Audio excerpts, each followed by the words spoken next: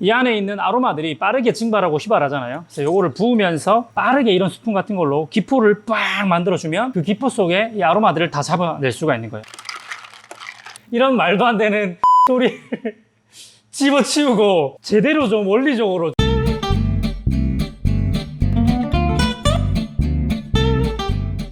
행커 네 아부대장입니다. 무더운 여름이 왔습니다. 아 더워. 네 오늘은 아이스 드립. 왜 핸드 드립이 아이스로 하면 맛이 없을까? 사람들이 그렇게 하잖아요. 핸드 드립은 따뜻하게 먹어야 진리야. 커피 먹을지 모르네 이런 얘기 하잖아요. 아이스 드립도 따뜻하게 먹는 것만큼 그 이상으로 맛있게 먹을 수가 있습니다. 오히려 아이스가 더 맛있을 때도 있어요. 아이스 드립을 맛있게 먹는 비법을 오늘 알려드릴 겁니다. 이렇게 얼음을 따로 담아 놓고 이렇게 추출된 커피를 붓는데, 부을 때가 핵심입니다. 이게 이 안에 있는 아로마들이 빠르게 증발하고 휘발하잖아요. 그래서 요거를 부으면서 동시에 빠르게 이런 스푼 같은 걸로 기포를 빡 만들어주면 그 기포 속에 이 아로마들을 다 잡아낼 수가 있는 거예요. 보세요. 빠르게 확 부어주시고요. 저으면서 기포를 만들어주시는 거예요.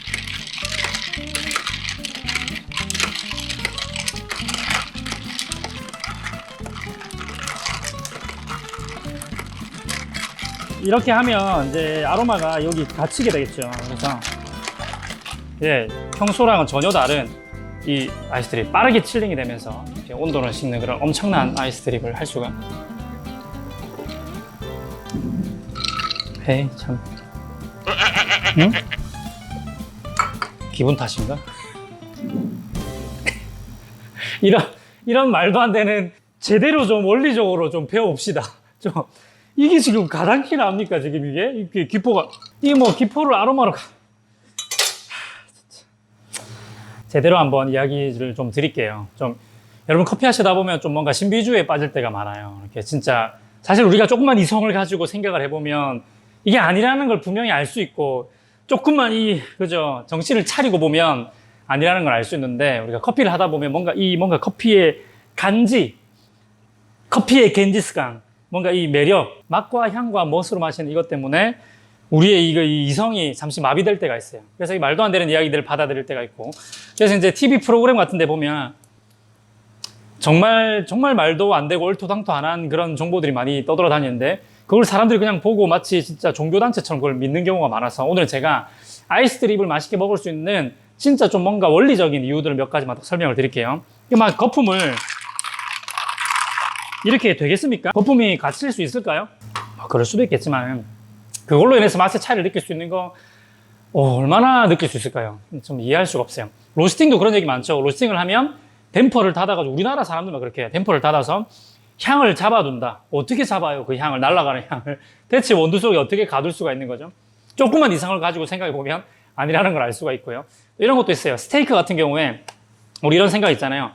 이 높은 온도로, 높은 화력으로 스테이크를 빠르게 지져주면 겉은 바삭하고 속은 육즙이 그대로 남아있어서 육즙을 가둬야 된다 이거죠. 높은 온도로 한쪽 면을 지지고 또 뒤집어서 또 반대쪽 면을 지져서 겉을 바싹 익혀가지고 육즙을 가둔다 그랬어요. 근데 그게 갇히던가요? 안 갇힌다는 거 이미 벌써 밝혀졌어요. 여러분 요리에 좀 관심이 있으시면 요리 유튜버들이나 이런 거 좀 많이 보시면 절대 안 갇힙니다. 그리고 경험상으로도 그게 안 됩니다. 저도 정말 높은 온도로 해서 고기를 올리자마자 해봤지만은 가둬지지 않았어요. 그냥 레스팅하는 과정에서 그 육즙이 안 빠지는 거는 불가능한 거고요. 어쨌든 육즙은 빠져나오게 되어 있단 말이에요. 이렇게 실제적으로는 그렇지 않은데 뭔가 이렇게 되는 것처럼 이렇게 알려진 것들이 너무 많습니다. 오늘은 확실하게 좀 알려드릴게요. 먼저 중요한 건 뭐냐면, 아이스 커피가 따뜻한 핸드드립보다 맛이 없는 이유 중에 하나는 바로 물성입니다. 물성. 저번에도 물성 얘기했죠. 실제로 우리가 커피 속에서 이렇게 뽑아낼 수 있는 성분이 있을 거고요. 그 성분과 물이 만나서 만들어지는 게 커피 용액이거든요. 그러니까 성분은 이 똑같은 양의 원두 안에서 나오는 성분은 일정한데, 물의 양이 많아지면 맛이 연해지겠죠. 연해지고 뭔가 그죠, 느껴지는 것도 좀 더 연하게 느껴지겠죠. 그래서 맛이 조금 더 좀 향이 부족한 것처럼 느낄 수도 있어요. 물성이 더 많아지게 되면. 따뜻한 커피 같은 경우에는 우리가 원하는 정도의 농도를 희석하는 그런 문화가 이제는 좀 발달했습니다. 옛날에는 물 희석 안 하고 그냥 있었는데, 요즘에는 이제 이 바이패스라고, 한국말로 바이패스인데 외국에는 바이패스라는 말 안 씁니다. 어쨌든 물을 섞어서 먹는 그런 문화가 좀 발달했고요. 그래서 이제 따뜻한 커피 같은 경우에는 비율을, 물성을 내 마음대로 조절할 수 있죠. 좀 부드럽게 먹는 사람들은 좀 연하게 물을 좀 더 타면 되고, 진하게 먹는 사람들은 물을 조금 덜 타면 되고, 그리고 일반적으로 사람들이 느끼기에 가장 그 맛을 잘 느끼는 정도의 수율이라는 게 있어요. 그래서 골든컵이라는 얘기를 좀 많이 들어보셨을 건데, 골든컵 수율이라는 것도 존재를 합니다. 근데 이 골든컵 수율도 거의 10년이 넘은 그런 지식들이고 이론들이라서 실제 골든컵 수율이라고 하는 그 농도를 맞추게 되면 일반적인 사람들은 그걸 진하다고 느끼는 경우들이 요즘에는 좀 많아요. 그래서 골든컵 수율보다는 조금 더 연하게 먹는 게 요즘 추세라고 보시면 됩니다. 좀 이렇게 유행이 좀 바뀐다고 보시면 돼요. 어쨌든 따뜻한 거는 그렇게 농도를 맞추면 되지만 이 아이스 같은 경우에는 뭐가 문제냐면 이 얼음이 문제인 거예요. 우리가 원하는 거는 커피 용액을 차갑게 식히고 싶은 게 목적인데 얼음이 들어가게 되면 얼음이 물이잖아요. 곧 녹아가지고 물을 더 많이 섞은 것 같은 물탄 커피가 되니까 맛과 향이 적게 느껴지는 거죠. 이것을 해결하기 위해서 카페나 이런 사장님들이 고민이 많았습니다.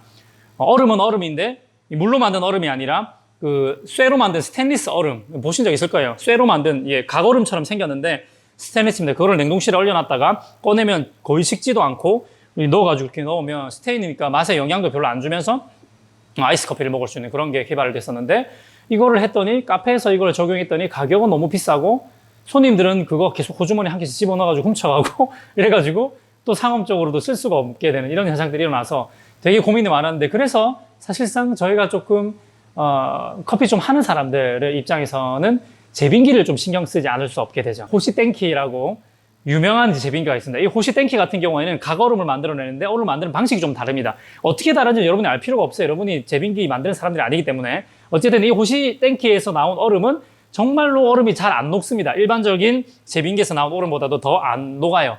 그래서 이런 얼음을 사용하게 되면 이제 얼음으로 인해서 이런 희석률이 좀 덜하니까 좀 더 커피를 맛있게 드실 수가 있고요. 그리고 여러분 이제 홈바리스타 분들은 사실 별로 걱정할 필요가 없습니다.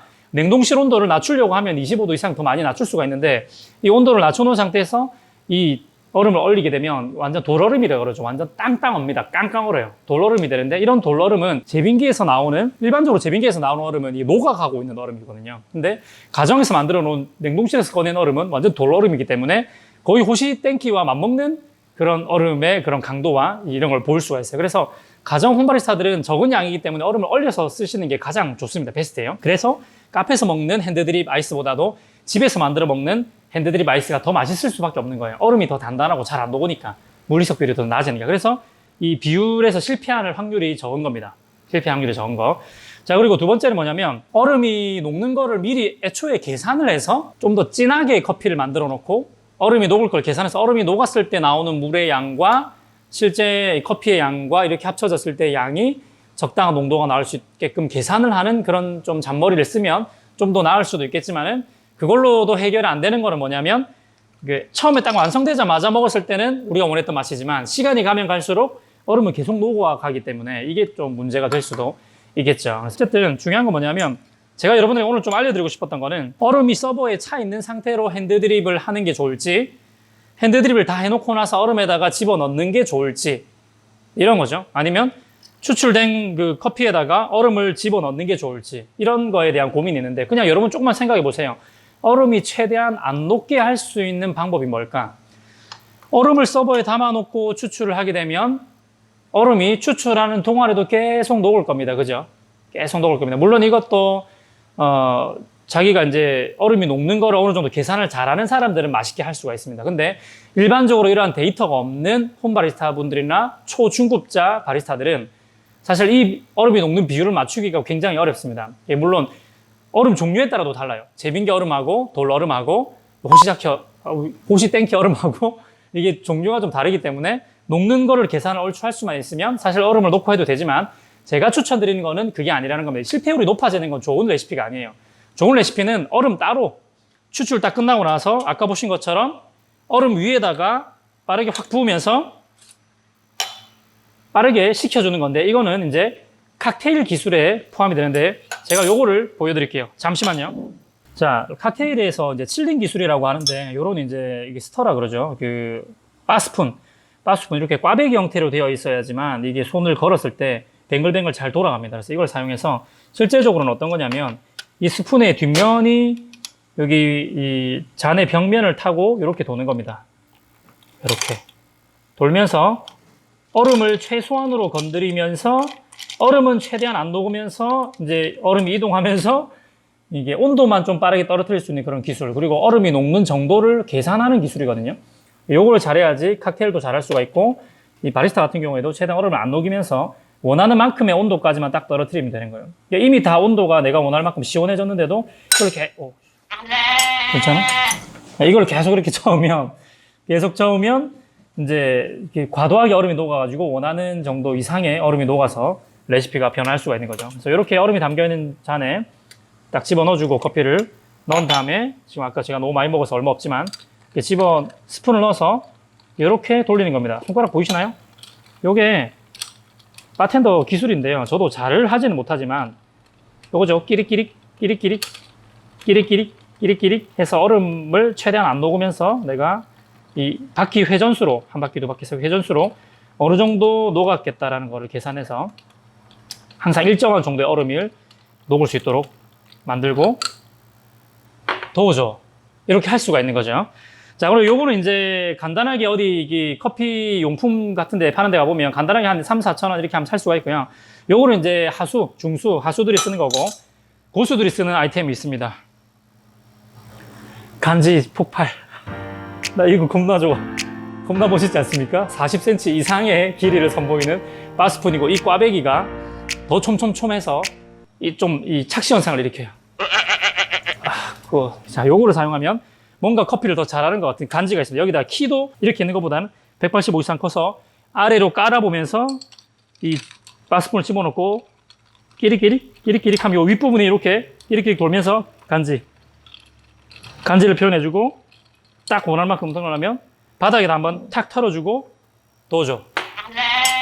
이렇게 주면 이게 이제 칵테일의 기술까지 더해진 완벽한 아이스 드립이라고 할 수가 있겠습니다. 어쨌든 얼음이 녹는 걸 잘 생각해 주세요. 얼음 위에다가 넣으면은 물론 비율만 잘 맞추면 괜찮지만은 계산을 잘 못하는 사람 입장에서는 이 수율을 못 맞춰가지고 뭔가 희석비를 못 맞춰가지고 커피 맛이 막 왔다 갔다 할 수가 있다. 그래서 가장 좋은 거는 얼음 위에다가 추출된 커피를 넣고 이렇게 하는 게 제일 좋은 거다. 얼음 위에다가 추출을 해야지 향이 더 안 날아가고 거기 잘 갇히느니 막 세게 저어가지고 거품을 만들어서 향을 가둬야 된다는 이런 상식이 없는 이야기. 제발 이 영상 보시는 분들 꼭 한번 좀 기억했으면 좋겠는 거는, 이 영상 끝나고 나서 반드시 잠시만 이성적으로 생각을 조금만 해주시면 좋겠습니다. 이성적으로. 네. 다음에 또 재밌는 정보들을 가지고 찾아오도록 하겠습니다. 즐거운 또 행복한 커피 생활 되세요. 행커.